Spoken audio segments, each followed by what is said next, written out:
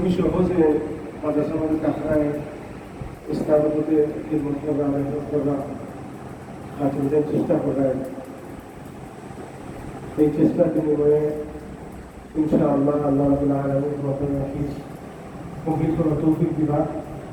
আর এই আল্লাহর কালাম যে হিফজ করার পরে হিফজ করিয়া আল্লাহ শুকরিয়া আদায় করা আর এর প্রতি আমল করা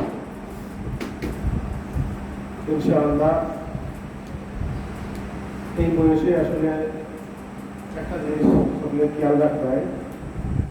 যে তোরা ফিক্স করার পরে আমি কিতাব দিতাম বড় হওয়ার পরে আমার কিতাব শুনতাম কেউ আসেনি কোনো সময় আমার তোরা শেয়ার করতো আমাদের ফিক্স করার পরে আমি হাফিজ হইয়া আমি কিতাব হতাম ভবিষ্যৎ পরিকল্পনা কিতাব বুঝনি তোমার নাম কিতাব জি ইলিয়াসা তুমি তো রইয়া কিতাব হইতা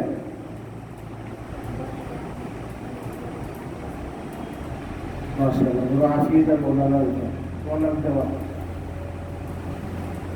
হাবিবুল্লাহ মাশাআল্লাহ তোমার তোমার কিতাব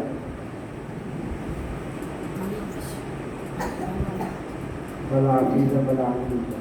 মাশাআল্লাহ আল্লাহ কবুল করুক। আসলে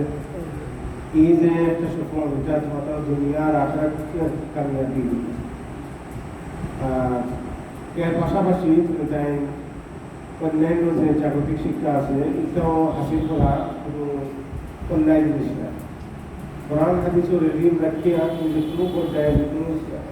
লাইনে তালা লেখাপড়া করতে পারো দুইও পাইবাই আখেরাতেও পাইবাই। আর মানুষের কাছে হাই ভ্যালিউ যখন ব্যক্তিটা পায় যারা মানুষের দিনই এবং দুনিয়াবি দুই ধরনের মানুষের সম্মান করে আলিম ওলামাই খেলা মতো করে দুনিয়াবি যারা আসেন দুনিয়াবি লাইনে যারা আসেন তারাও সম্মান করেন, দিনী লাইনে যারা আসেন তারাও সম্মান করেন।